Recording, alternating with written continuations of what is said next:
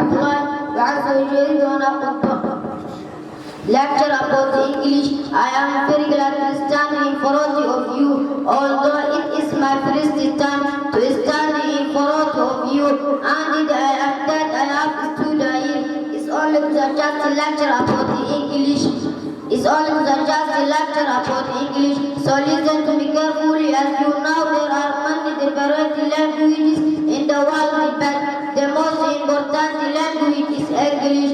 So let me tell you the easiest way that you can learn this language. There are 4 ways that you can learn it easily and listening, but it's the best way of learning this language, because there is an English proverb which says more practice makes you perfect.